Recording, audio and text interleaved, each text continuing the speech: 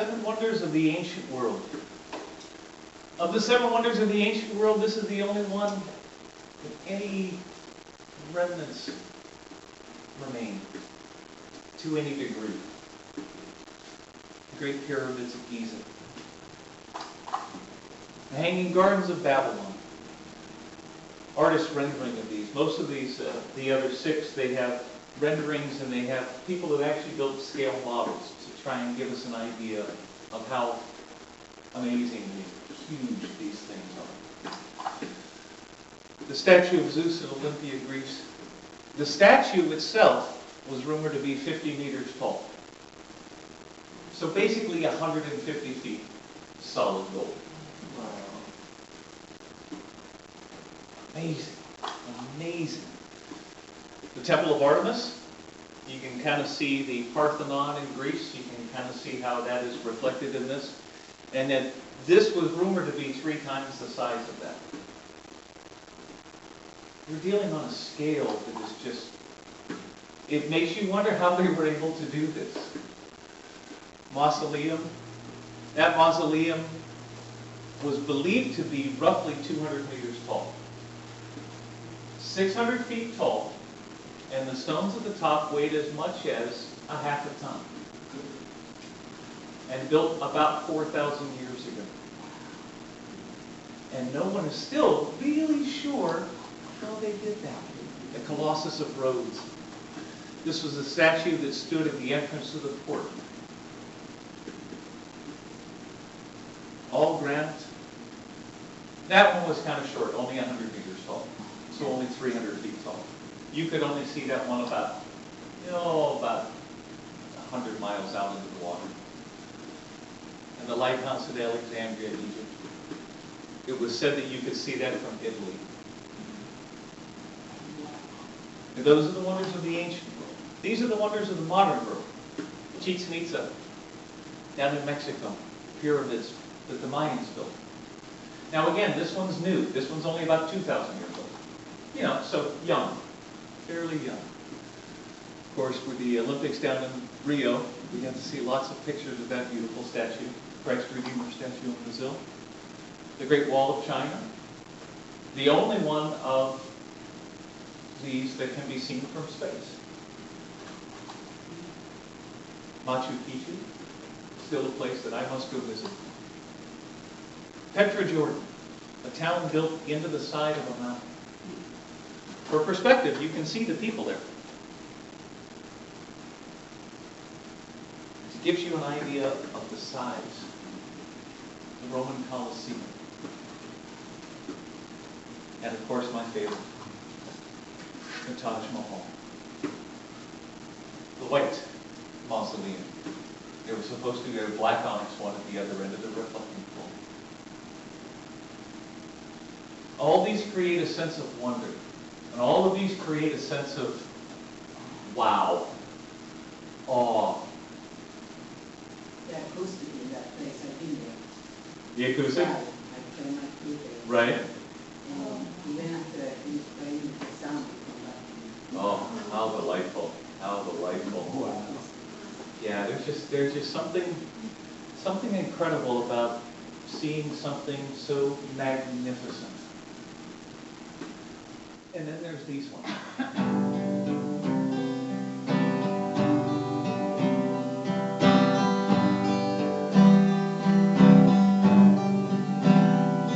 Today at my school, in world history, teacher popped a quiz. He said this is easy. Name the 7 wonders of the world to me. So this is what we wrote.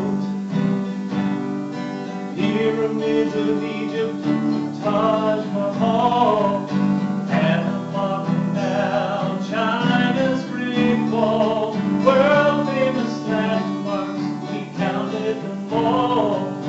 They got every vote. Then I noticed a shy girl who sits next to me and turned in the list. It was plain to see. Teacher asked her what the trouble might be. This is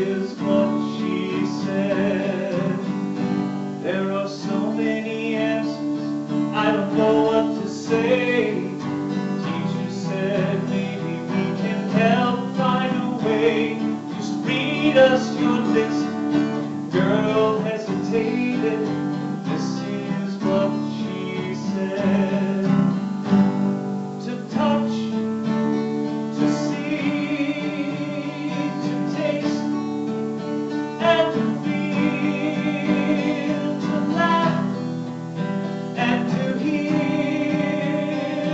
to love while we're here.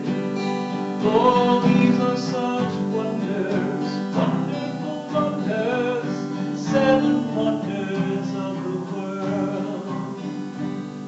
Well, you could have heard a pin drop in that room.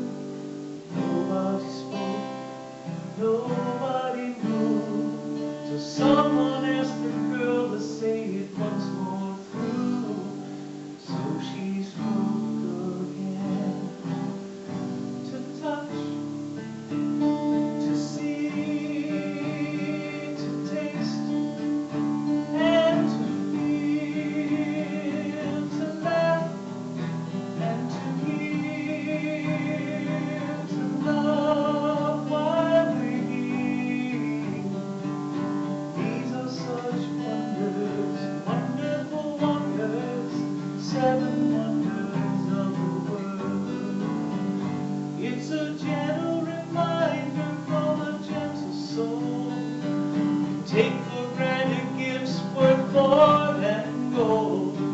The richest treasures in life's plan cannot be built by our own hands.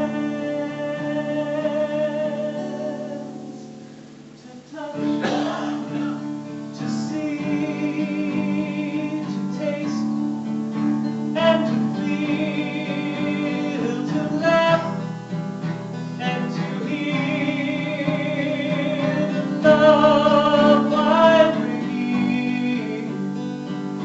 These are such wonders, wonderful wonders, 7 wonders of the world.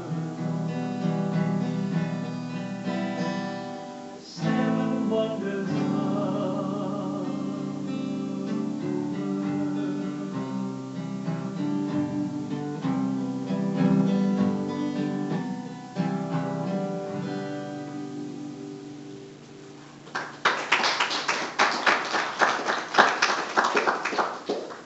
It is important to be awed every now and then. Not O-D-D, A-W-E-D, awed. Let me be clear on that.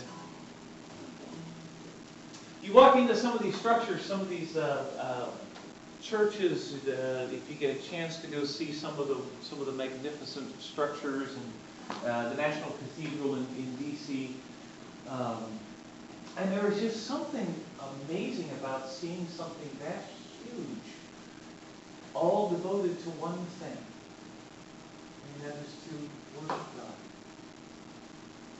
That is its one purpose. And that's an amazing, amazing purpose. And then we take a look around the room and we realize that there is no difference between those amazing structures and these amazing structures sitting in this room now. There's no difference. We do one thing, and we do one thing extremely well. We show each other that we are important to each other. We love on each other. We treat each other with love, kindness, and respect. We do that better than anyone. Better than everything. That is our purpose. If you're looking for what your purpose in life is, start with that. Start with that. Lord, you are my God. I will exalt you. I will give thanks to your name, for you have worked wonders, plans formed long ago with perfect faithfulness. From the beginning, everything has been set up for us to succeed. From the beginning. There has never been a time when we were not meant to succeed. Have we always succeeded? Of course not. Of course not. Because us wascally humans and our egos love to get in the way of that. We love thinking we know better. Wow. Aren't Aren't we bold? Aren't we bold? And sometimes the thing to do is take a step back and really look at the wonder that surrounds us. When I admire the wonders of a sunset or the beauty of the moon, my soul expands in the worship of the Creator. It takes pause. There's that old phrase, stop and smell the roses. Take time to just step back. And that's hard to do. Katie and I had a date night there Friday night. We went to see The Magnificent Seven, the new remake of Magnificent Seven. Really good, by the way. Really good. Thank you. Yeah, oh yeah. Yeah, it was great. Yeah, it was great. And there were things going on here, and there were all this other kind of stuff. And the running joke is Greg comes with the campus. Okay, if any event that's going on here, Greg's around this kind of stuff. So I told everyone who was in that night, I said, at 6 o'clock, I'm out. And you're not going to see or hear from me for the rest of the night. I went home, and I took my phone off, and I set my phone on the table. And then we left. And the phone stayed there. That was weird. That was the longest I had been without a phone being within sight or sound of me for anything more than maybe a half hour because I forgot it at home and turned around to go back and get it. In the 14 years that I've been on this campus. That was weird. But that was fun, too. It was really fun. Ooh, excuse me. She kept her phone because Dylan was off doing a camping thing with the school thing. And, it's kids. You keep a phone around. Although it didn't always used to be that way. It didn't always used to be. Remember, you used to have to go to a landline. Go to a payphone. Try and find a payphone nowadays that's less than $1 a minute to get the thing started. And it works. There aren't many of those. There aren't many of those. We are surrounded by this magnificent world that we live in. A world of wonder. And we have in our minds that when you look at those pictures of the ancient wonders, and the pictures of the modern wonders, and there are the 7 natural wonders, and there's lots of lists of 7 and 7, and that's a very popular number. And you look at all of them, and they all have this enormous, an enormity to them. They have this incredible size. The Grand Canyon, of course, is one of the natural wonders of the world. And went there one time trying to take pictures of it, and there was just no point. Absolutely no point trying to take a picture of it. You can't capture it. You just can't. I couldn't. I've seen photographers do it, and they're close. They're close. And still, there is just something about standing there, and you look down and down and down, and you see this little fly thing that looks like a speck on the floor, and you realize that's a helicopter. And you look across at the other rim of the canyon and say, well, that doesn't look too far. And then you realize that's 6 miles. This thing's 6 miles long. And you start processing these numbers, and it becomes about the numbers. The size of the statues and things. It becomes about numbers. We start really getting into the numbers thing, which is fine. And let the heavens rejoice, let the earth be glad. Let the sea resound and all that is in it. Let the fields be jubilant, everything in them. Let all the trees of the forest sing for joy.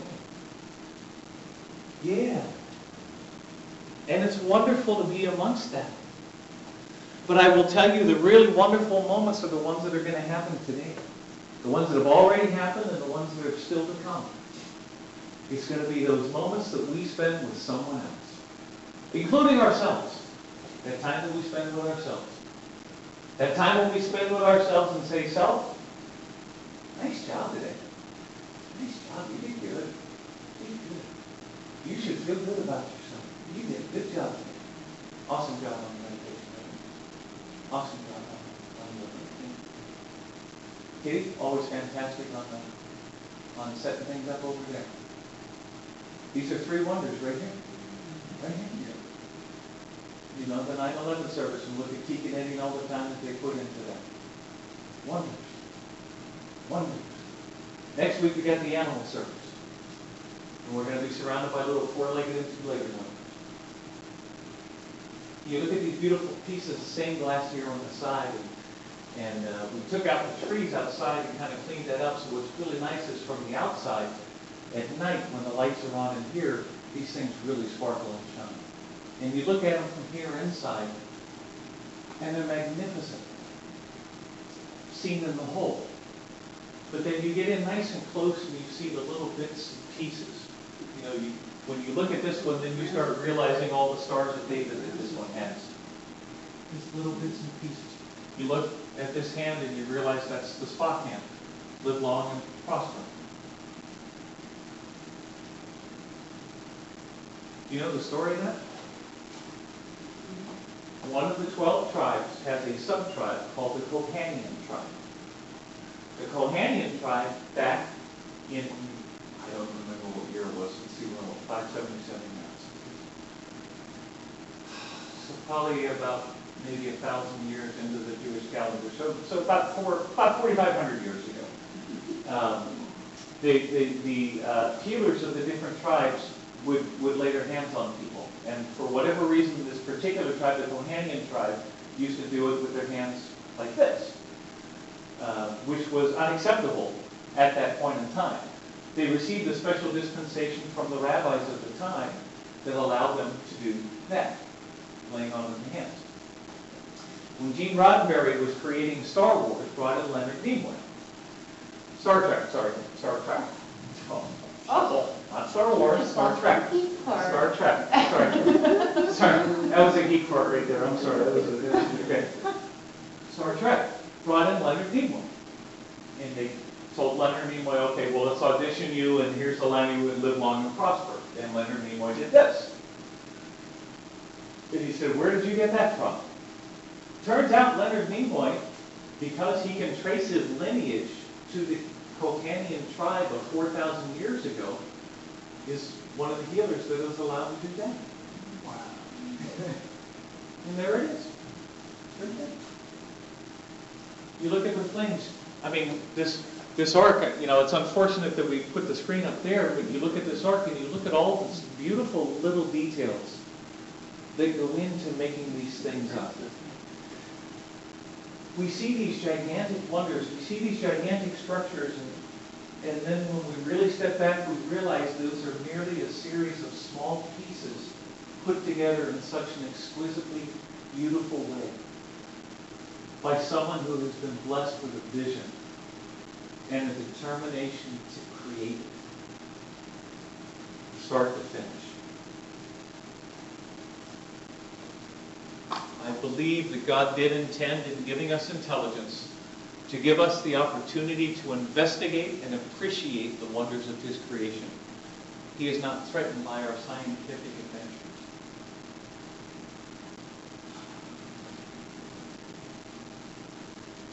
You stop and smell the roses. You take a step back. We pause. We take a breath. And sometimes what's fun is to literally stop and smell the roses. Get out of the Ringling Gardens down there, and they have just amazing quantities of flowers. And the rose garden section, they have blue roses, and red, and yellows, and all these beautiful colors. And where I really appreciate it is when you just kind of zoom in, take your lens and look at it really up close, and look at each of those little petals. And see how each of those petals relates to the next, relates to the next. And without any one of those little petals, the rose is lessened. It's a little less than what it was before. So too are we. We are a beautiful creation. We are a beautiful series and set of small pieces put together in an absolutely exquisite way. And when we deny the beauty of what we are, we lessen ourselves. I could get that fixed. I should get that fixed now. I wish that was a little tighter. Oh gosh, I need to do this and I need to do that. Stop.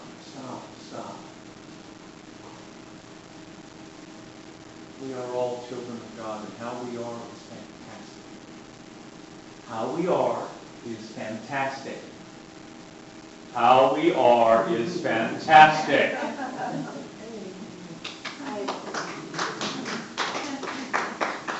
If you don't think so, call me and I will tell you.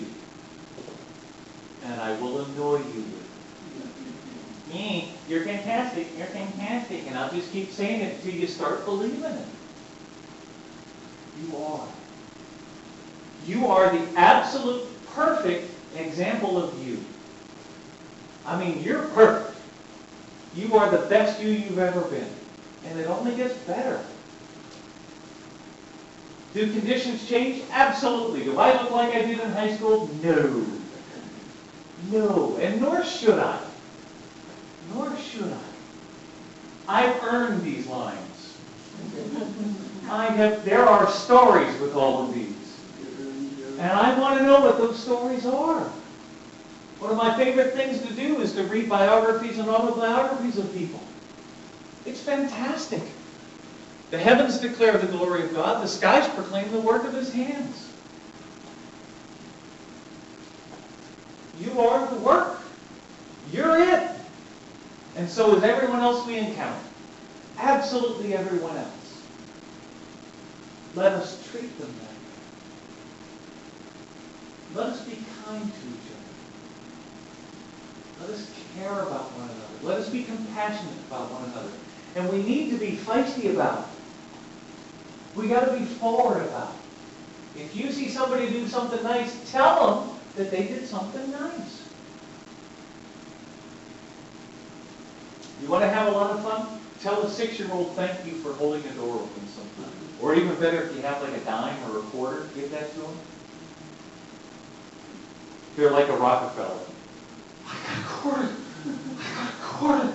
And their eyes get this big, and oh, I got a quarter. They give me a quarter. Why'd they give you a quarter? I held the door open. Oh, that was nice. I'm going to go hold the door open some more. And they do. And they do. And maybe they'll get another quarter out of it. Maybe they won't. But at that moment in time, their life changed.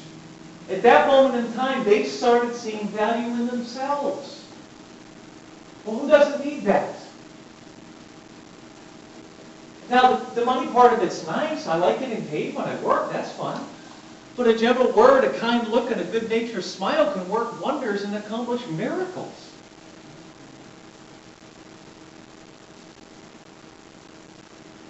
I'm always confused by the word miracle. I mean, I know what it means in the conventional sense. The walking on water, the water in the wine. What are the miracles that we see every day?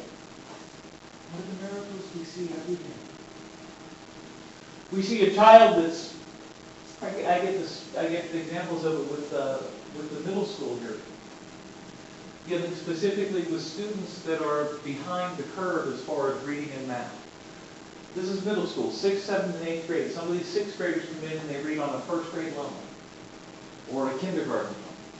Some of them don't speak English. Now, they have been in the Manatee County School District for 6 years. And they don't speak English.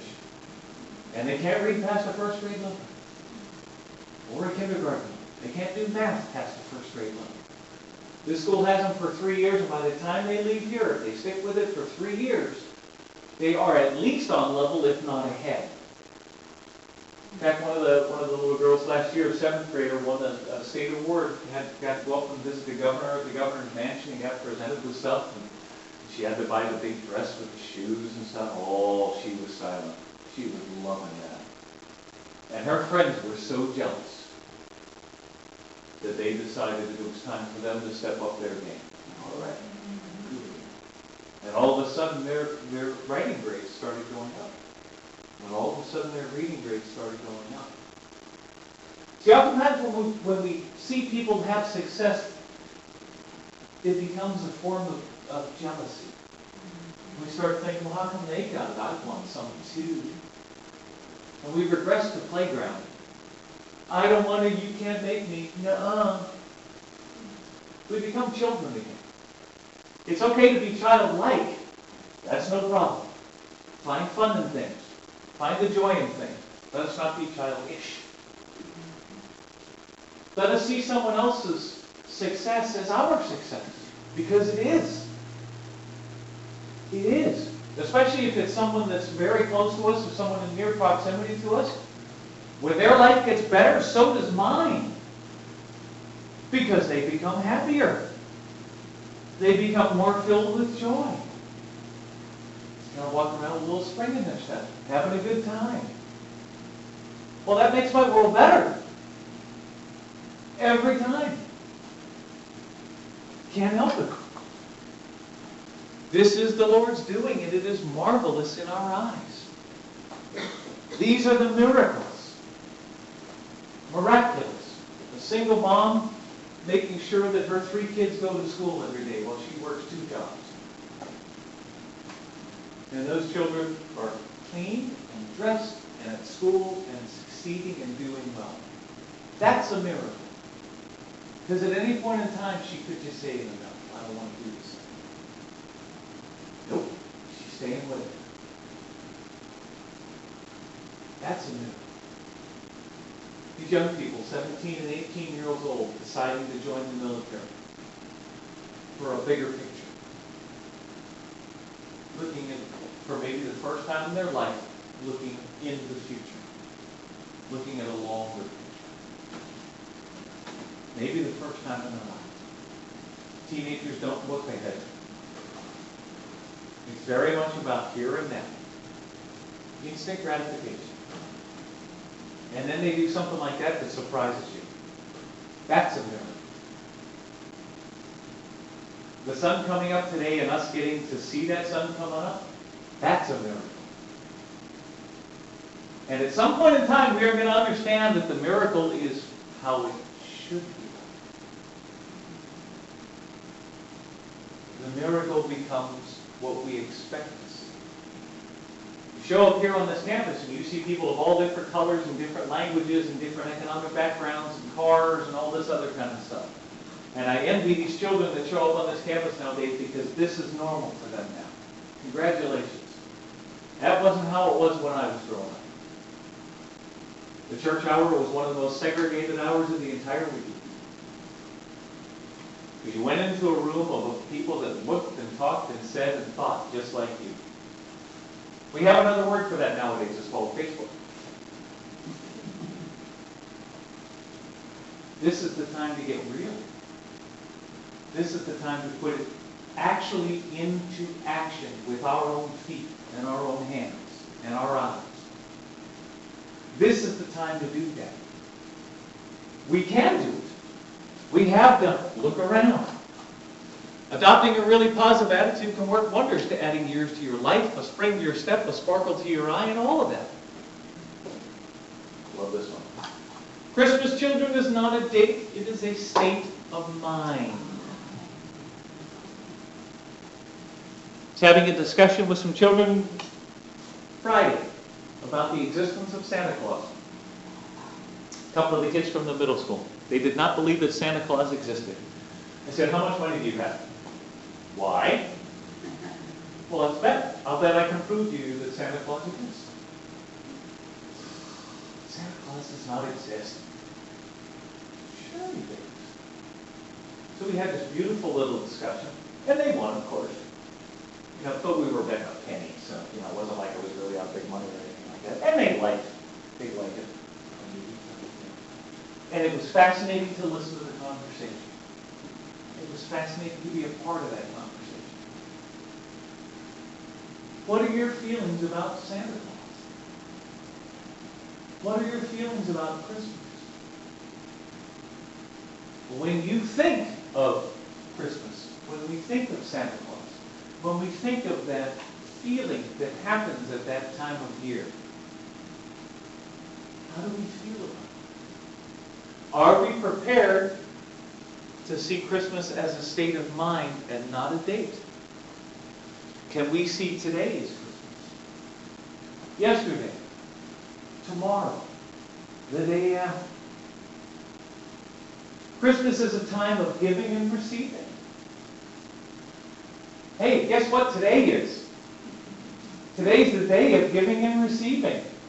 You know what tomorrow is? Check it out. It's the day of giving and receiving. Why can't it be? Why can't we walk into our day knowing that that's what's going to happen? That's what happened yesterday. That's what's going to happen today. That's what's going to happen tomorrow. It is going to be a series of giving and receiving. Remember, we were talking about taking the miracle and seeing the miracle as this is what normally happens. What if Christmas is what normally happens? What normally happens is we walk around giving and receiving from each other. Yay! Yay! Let's do that more. Let's do that more. Well, what have I got to give? What have I got? Do I have anything that I can give to someone else? Think on yourselves. What have you got that you can give to someone else? They're basically time, talent, treasure. You got the three T's. You have your time, you have whatever talents you have, and you have whatever treasures you have. These are the three things. The only one that is irreplaceable is time. You know, once the minute's gone, you don't get a minute back. Which is why that one's really the most valuable one. That's the one that makes the biggest difference to people. That's the one that's going to change lives. The fact that you took time out of your days to be here today says that that's important to you. It is. And it's not that others don't think it's important. We have to stop judging them. Let us not judge them. Because we stink at it. And it's not our job.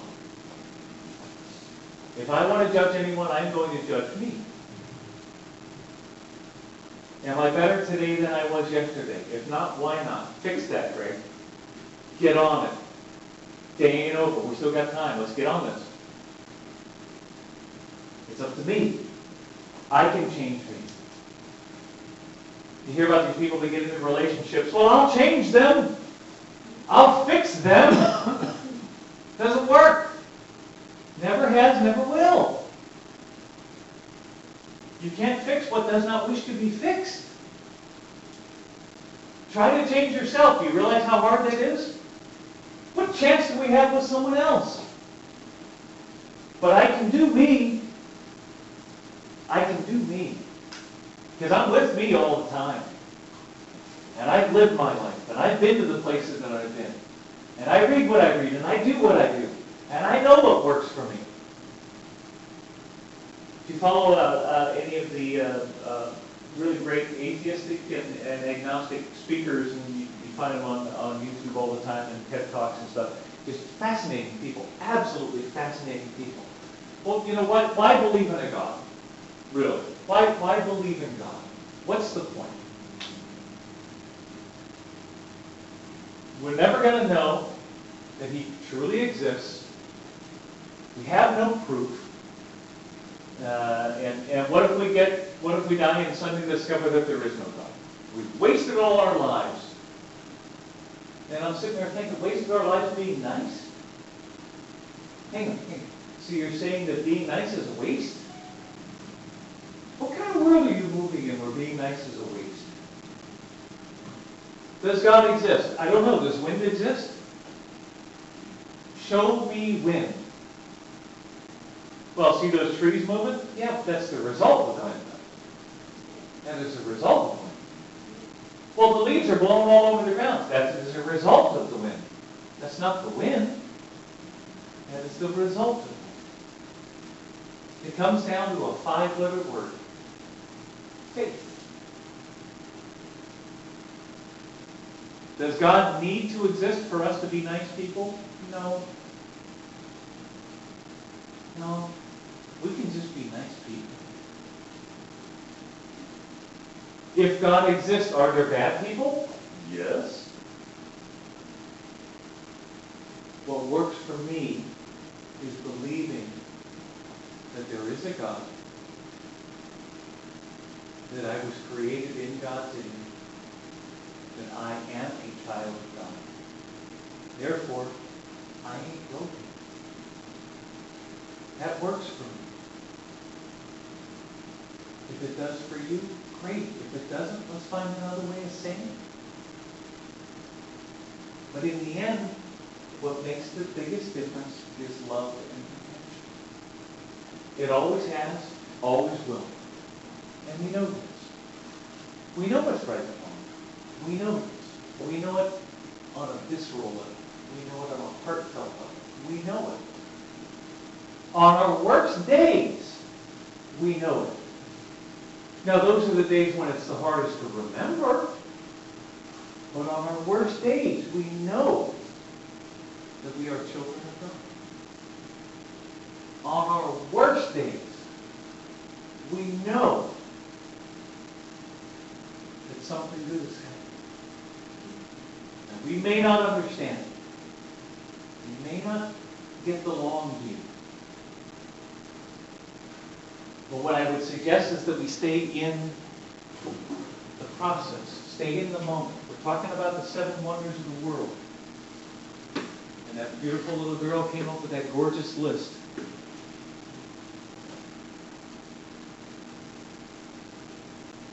Now that we know that, what do we do with it? Because we can't unknow. Sorry, now we know it. Now we gotta act like we know it. Uh-oh. Uh-oh. Oh, man. You mean now I gotta be nice all the time? Yeah. Sorry. That's just how that works. Just how that works. Or at least as much as you can. There are some days when it's a little tough.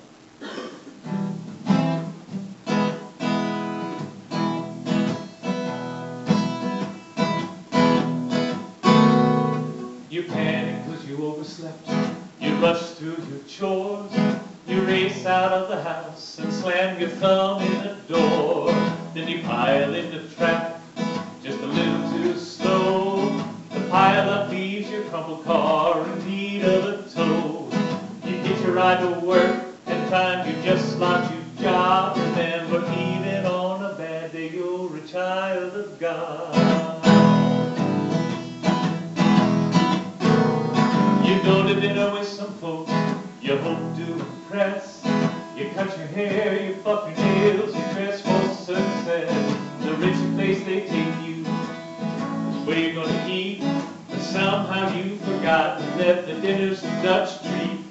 They order caviar, all you got is scrod.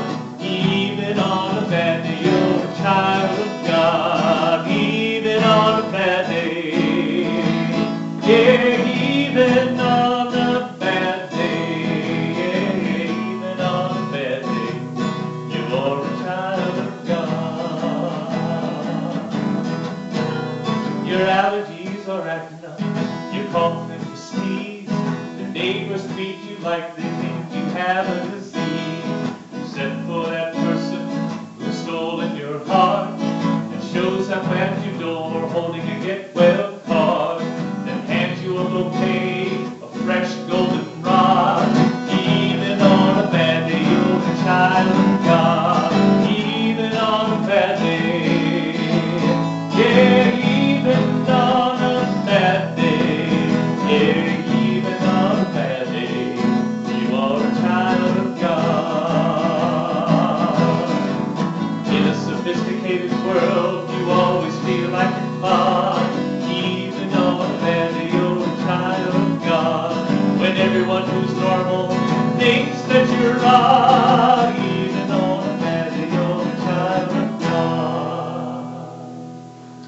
No matter how bad it gets, no matter how bad it gets, you are a child of God, so am I. When you look in the mirror, know that. Say it, speak it, be it. There is your miracle. There is your wonder. There is the wonder. When you can actually look at yourself in the mirror and say, dang, that's the best that I've ever been. And just think tomorrow's going to be even better. Then I promise you every day will feel like Christmas. Because every day we're going to be given a new sin. Because that's just what children of God do. And that's all I'm saying.